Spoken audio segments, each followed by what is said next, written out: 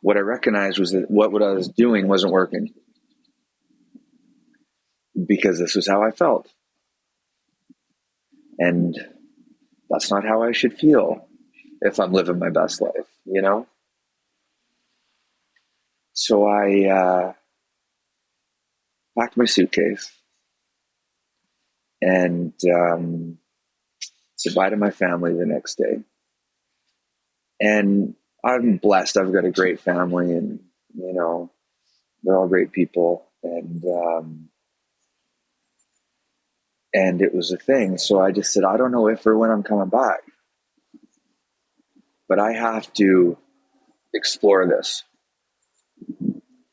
And I left. And I left my place like fully furnished, and just like walked out the door and was like, I'm going this way, you know?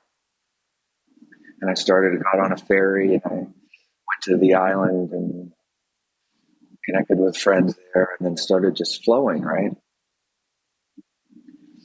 And this journey took me in a ways, and I'll get on that for a sec. But I had been practicing this work of working with my intuition. So the work I was doing was all in here. So much of it, like in finance and, you know, corporate work is really mentally driven. I feel we're evolving, so it's more feel based and more intuitive, but it definitely wasn't. So I'd grab a backpack and I'd go downstairs in my place, and I'd stand out front and I'd go, which way feels like the way I should go? And then I would follow that, and I'd take a whole day of just following that, you know? And when you're not touristing, but you're traveling, that's, you know, a similar vibe, right? Where should we go today? Where do I want to go? So when I left, that was the modality that I was flowing with, was, what does it feel like? And I don't want to think about this. And I just want to go with it, right? For real. And as soon as I did that, all these things just started to open, synchronicities. You could see the portals open, you could feel it. This makes me take a deep breath. Just hearing you, I feel like, it's so nice. That's nice. It's what it felt like, you know, and it feels like, really. It was as literal as, like, I'd walk by a sign, and the sign would almost literally say, Chad, go this way, you know? And you're like, whoa, you know, and you'd kind of keep going, you know? So I just kept going. And as I did that, I was doing some other work as well. So, like inner work or inner work, yeah. So I picked up a book called The Presence Process. Oh yeah, by Michael Brown. That's a great book. You really, shared that great with me. It's life changing. It's a very cool book, and it was gifted to me, and it sat on my shelf for a while until it felt ready to pick up. But when this was coming up, it was like, okay, you know, I need to take a look at this. And it's a book with a 10-week process, breath work and more. And you read a chapter a week, and it helps you work through trauma, addiction, like all kinds of stuff. And generally, you're not supposed to travel when you do this, but I did. And so the things that you need to experience to integrate as you do the process, manifest week to week through this journey. And so as you're traveling, that can be a bit intense, depending, right? So I went from the island and took a ferry to Seattle, and then took a train to Santa Barbara. And then I camped in Carpinteria on the beach. And this is no destination. You're just flowing. Going wherever. Okay. I packed like an 80-pound pack on wheels, and I put my tent in there, all my like whatever, you know, the computer, the tent, the like, you know, camping survival tools, like whatever you could think of. And I just started flowing. I remember in Carpinteria, because I never really, like, it brings stuff up. You're camping on your own in some who knows where place. And I'm like the only person in this campsite, which is right on the beach. And I just remember one night, like, a raccoon or something was at the door of my tent, but I couldn't really see. I could just feel it kicking around at my tent. And I had my knife in my tent, and I'm like, the fuck is going on, you know? like you just fully survival mode, right? You're like your vibe is just fully lit up, you know, because you're so present, right? Because you're just everywhere that you are, because you're not, you know, spending your time in your head like that. You're just flowing. So when you flow, you come to presence because you need to, you know. So this journey, I'm making such a long story about it, but I went from Carpinteria to Santa Monica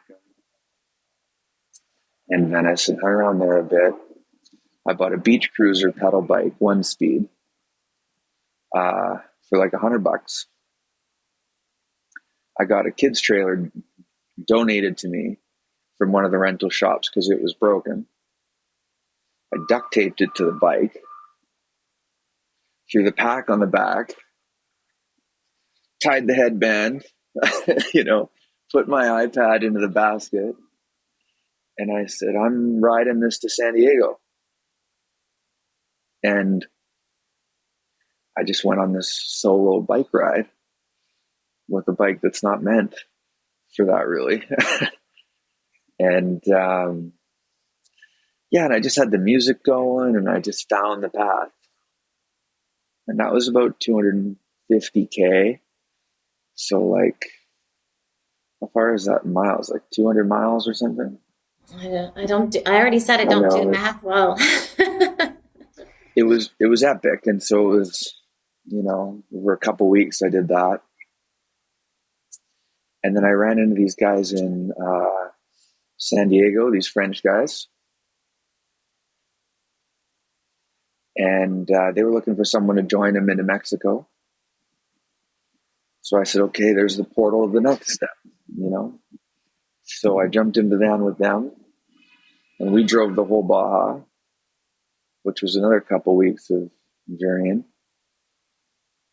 And crazy, like we were just sleeping in the middle of the desert, and we got stuck off road in the desert, and lucky we got out. We had to hike out like 5-6 hours and 20 kilometers off road, and it was just like, there's a cactus that are like 3 times as high as you are, you know. No self-service, crazy shit.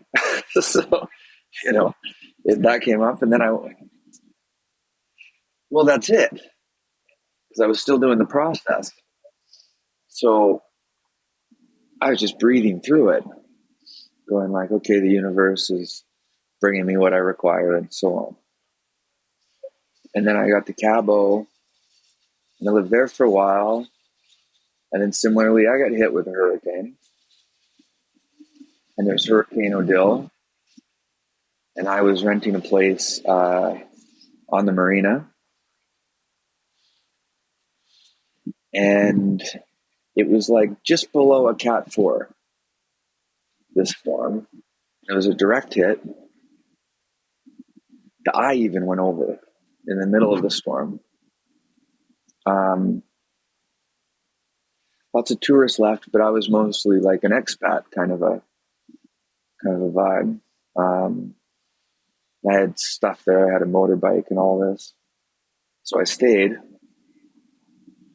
and literally went through the storm in like a yellow freaking rain suit. Yeah, with like the doors and windows open, and like it was just unreal. So that's a whole story in itself. But like the storm was one of the craziest things I've ever experienced. The after storm also, like looting and Oh yeah. total like lawlessness really. And I was walking around with like a machete and a flashlight and patrolling at night and all this crazy stuff.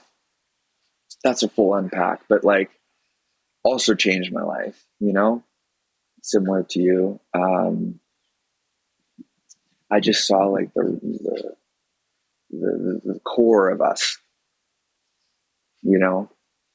it felt like Lord of the Flies, where everybody's like it just, what are we doing? Who are we? Am I okay? And then, are you okay? Yes. Okay. Are we okay? And I just watched this rebuild a whole community from that.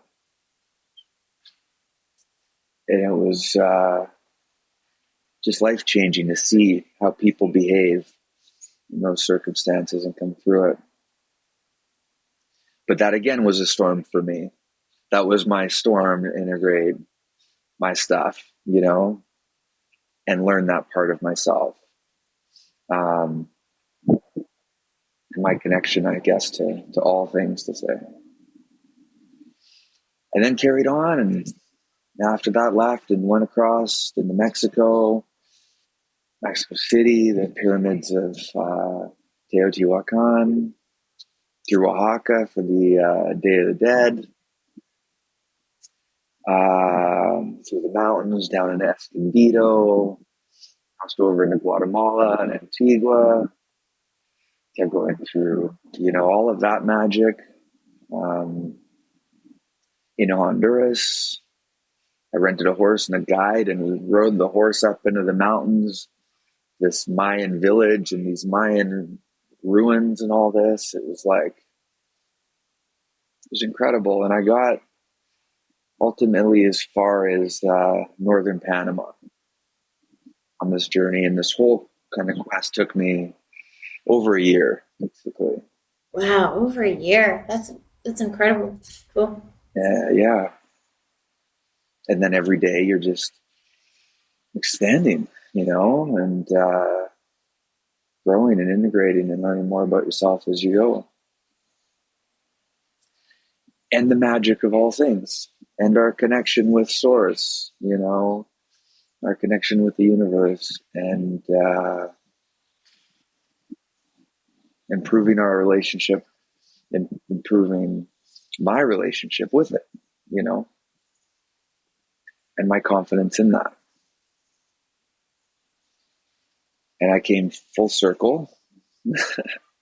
Yeah, and ultimately back to Vancouver, through some experiences. Did you just feel the time was right? How did that feel when you started to realize it was time? I could have kept going. I connected with someone in my life, and that, captured my heart and imagination, and similar for a while, and inspired me to kind of stop